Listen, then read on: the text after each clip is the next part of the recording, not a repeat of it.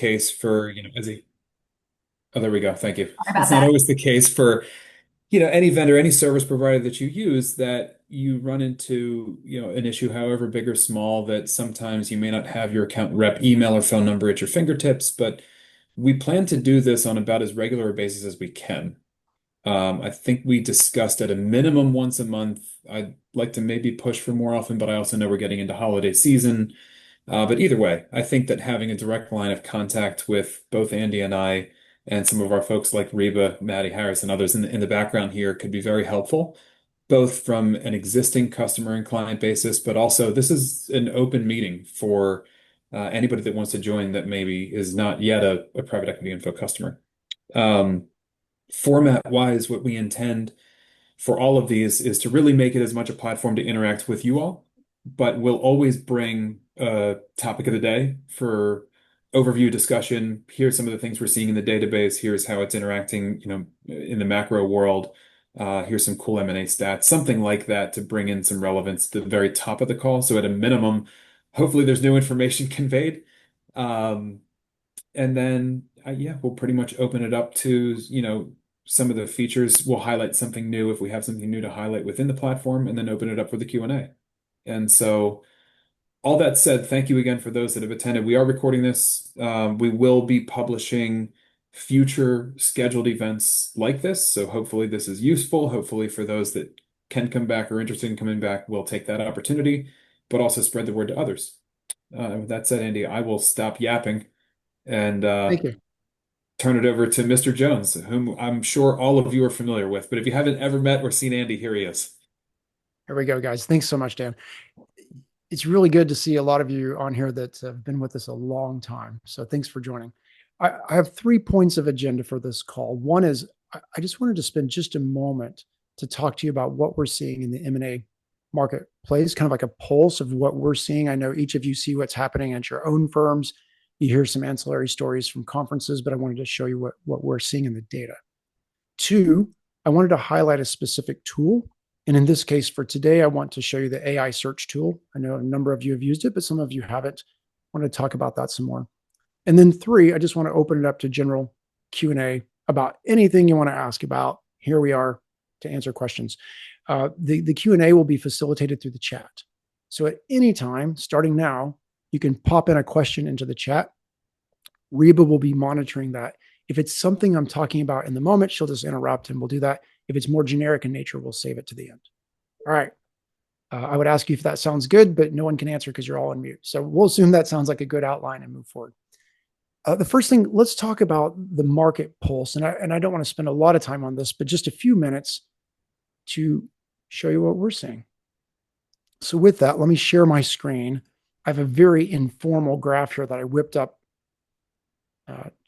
just for this call. I think some of you have seen this in the past in our blog. We just recently updated it. Let me show you what you're looking at. This is 25 years of private equity platform acquisitions in orange and exits in the kind of the teal color.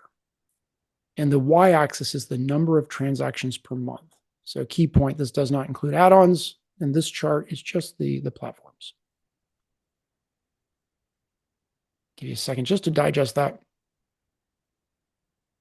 So you can see a distinct tail off here at the end of 2025. But you can see the recession in 08, 09, 2010 timeframe. The spikes that you see, those are December, right? December transactions, people cramming in the transactions at the end of the year. This one wild spike right here, that was a December transaction and it was a special year. And the year was special because there was talk about changing the capital gains tax rate. And everyone wanted to get their deal done before that tax law change might have happened. That tax law change didn't happen, but it's interesting how policy drove this spike right here. Dan, can you see my mouse moving? Is that clear when I'm pointing out? Okay, cool. You see the COVID. You see the stimulus after COVID. You see a return to normalcy in terms of deal flow, but 2025 really fell off. And the question is, what's going on there? I think a lot of you, particularly in Q2, saw this in your own practices. Uh, Generally speaking, and again, I didn't say I showed it here, but add-ons picked up over the same time period. So platforms dropped off, but add-ons picked up, and the ratio of add-ons to platforms flipped significantly. And that's consistent with the general trend that we see historically during recessions or during downturns, that the PE firms get in cautious mode, right? We still have to deploy capital, but we're going to be a little bit more cautious about it. So that drove that. Key drivers here: cost of capital. It's the biggest one. It affects both exits and investments, and you can see when acquisitions go up, exits go up as well, and they tend to go together. I thought I'd take a swing at this. I've layered on top of here the U.S. high yield index as a sort of a proxy for interest rates, and I didn't put a scale on here, but just kind of look at the trend. You can see when we have a recession, cost of capital is high. You can see cost of capital spiked during COVID as a reactionary thing, but then, of course, the Fed printed money. Cost of capital went really low. That drove all the deal flow in 21, 22. Cost of capital comes up, deal flows goes down. You could say, I think, that it is perhaps one of the main drivers of deal flow is the cost of debt. And it's for two reasons. One, because the math pencils out for valuation purposes on the PE side, the cost of capital is lower, their WACC is lower, but also because the companies themselves that they're buying, the portfolio companies, they have access to cheaper capital and they're investing in the companies and growing. So we're also seeing an extension, of the holding period for platform companies. It's between 5.8 and 6 years now. So there's a slower capital cycle. So longer hold period means slower return of capital back to the private equity firm's fund, which means slower return of capital back to LPs, which means slower redeployment of capital back into the marketplace for new acquisitions. So it's a little bit self-fulfilling. I think it's obvious that what we see here is there's some trade policy and tariff uncertainty that drove this dip down. But I'll stop sharing. But the good news is we're seeing indications in the marketplace of a pickup for back half of Q3 and Q4. All right. Reba, were there any questions? You're going to send us slides, Greg. Thank you. Yes. I can send you that. I can send you that graph. It's not really a slide, but I'd be happy to send it out. We'll also distribute the recording of this afterwards, so you can fast forward through all of mine and Andy's monotone descriptions and just focus on the chart if you'd like. Yeah, that's cool. Reba, were there any other questions pertinent to sort of what we're seeing in the marketplace? No, there were no other questions. All right. Well, feel free to. It's not too late. You can still drop them in. I now want to move over to highlight our AI search tool. So let me share my screen on that one.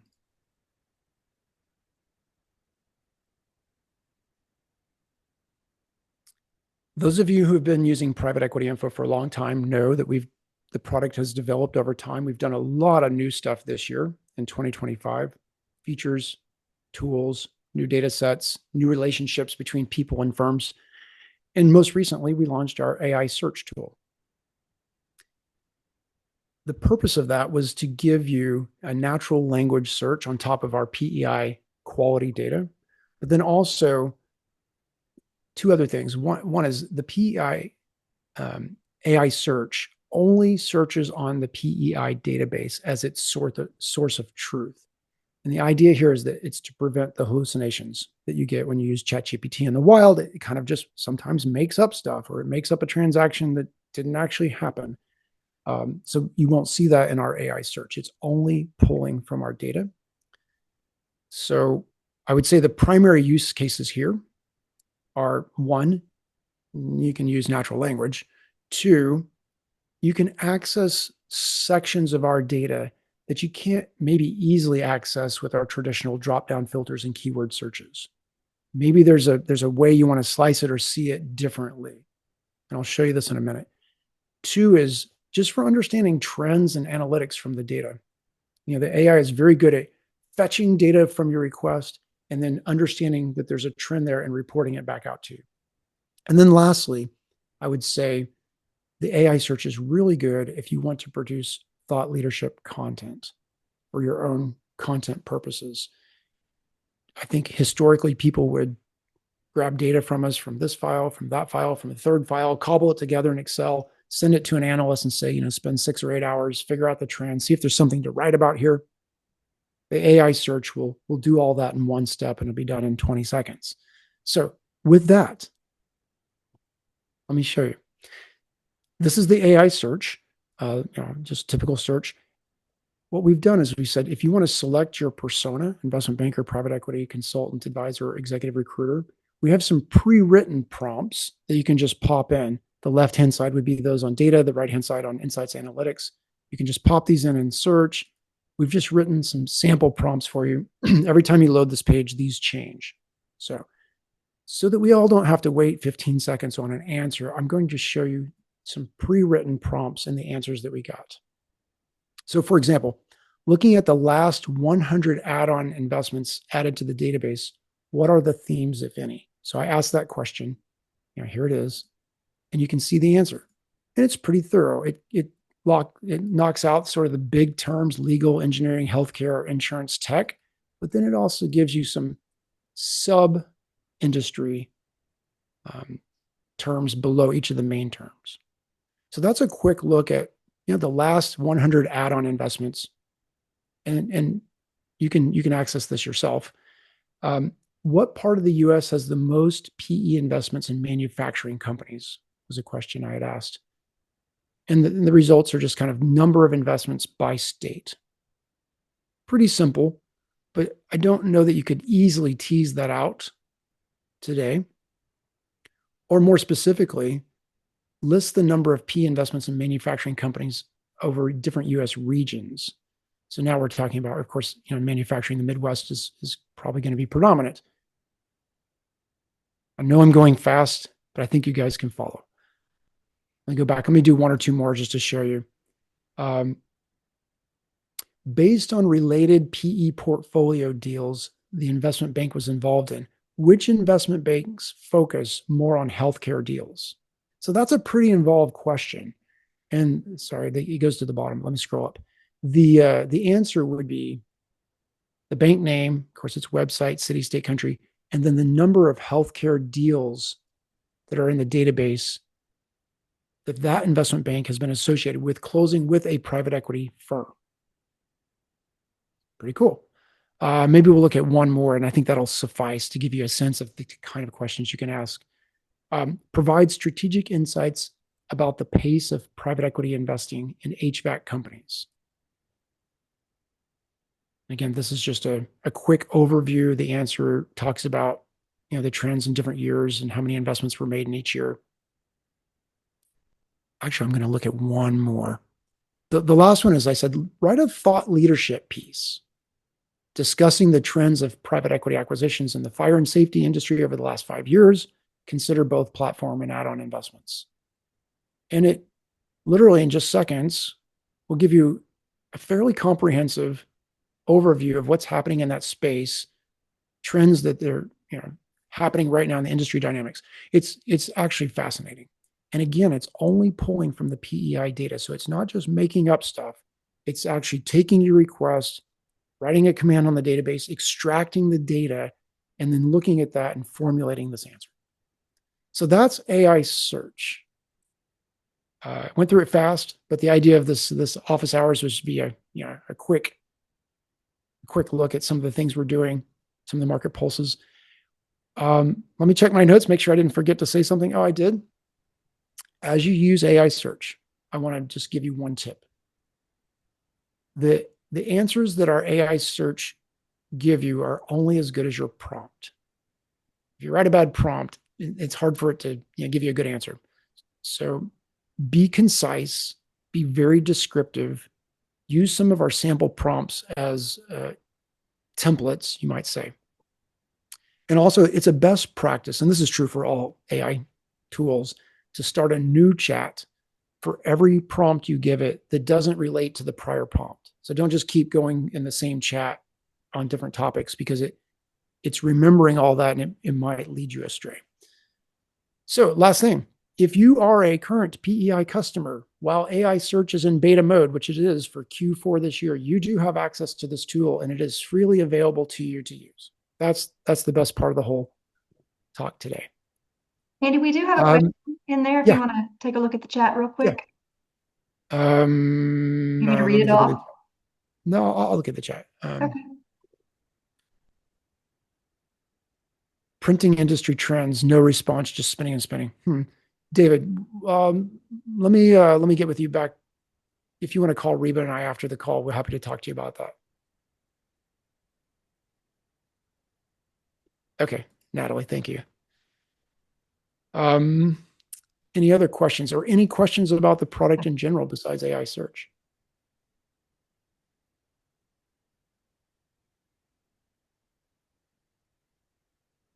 David got an answer. Okay, cool. So, David, just you said printing industry trends. You might have written more than that. I don't know, but you might want to be more specific about because we have other data sets besides private equity, right? We have investment banking and private companies and all. You might want to just elaborate on that prompt. You got a list of deals. Okay, cool. You might want to just elaborate more on that prompt, just to say, which private equity firms are buying companies in the printing industry and what's the general trends in the last so many years, something like that, or and limit your results to the United States. You can do all that sort of thing. Any other questions coming in? Greg has a Stop sharing question. my screen. Did you see Greg's Good question, question? Greg. Yeah, Greg, how do we search for prospective acquirers who are public companies or family offices? Let me take the family offices first.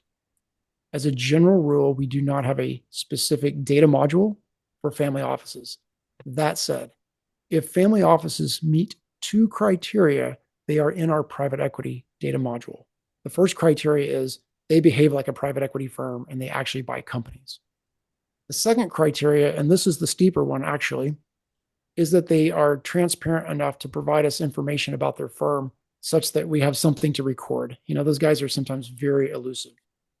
But Greg, if you're on the private equity left-hand menu, on the private equity firms tab, and you just search for family office, you will get a list of the family offices.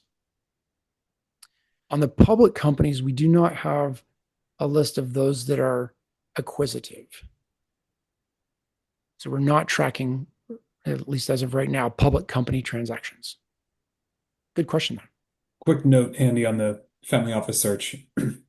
That's going to get you probably 95% of the way there. The only reason being, if you keep it as an all words search, you may pick up on funds that have a legacy as a family office, where in the description it's picked up as how they got their start, but now they've raised institutional money. I'm not sure. It may be better to try the broadest search first, but then scrutinize the list a little bit. But then from there, essentially, you can go and choose industry size, geography, types of deals, things like that, just to try to keep it as strictly as you can to family offices. We've done a version of that search before on our M&A practice. If there's any more last questions come in, that'd be great. I should say, if not, well, I'll keep an eye out. But if not, I just want to say thank you everybody for hanging out with us a little bit here. We have some very cool plans for our product development in 2026. So keep an eye out for future office hours like this, where we will probably announce future things. I'm also very interested in your ideas of what we might want to do next and where you would like to see the product go. That's one of the best sources of product development we have, is that we hear from you. So feel free to chime in on that. And thank you for participating and hanging out. I don't see any more questions, so I think we'll close it. Dan, any last words? Nope, just appreciate everybody's buy-in. Like I said, we'll be pretty public on LinkedIn and maybe some emails around when we may have another one of these in hopefully the near future. And was there another question from Greg? We have a listing with volatile sales. How can we find a buyer? And Volatile cash flow. sales meaning 5 one year, 20 the next, 7 the Yeah, following, right. kind of way up and down. It might be, yes. You know what? I'd love to take that call with you. Our M&A practice is in the business of identifying buyers for deals. Let's connect offline on that one because we may unfortunately get to a point of telling too much information to a public group that isn't intended, but I'd be more than happy to chat through it with you in over a couple minutes and see if we can be helpful. Dan, I'll connect you and Greg if you're not already. Sounds good. Appreciate that. Cool. Appreciate the Greg, request, Greg. look for an email from Dan. Yep. All right. All right, guys. Thanks, All right, everybody. everybody. Thanks, Thank you all for everybody. the time. Take care.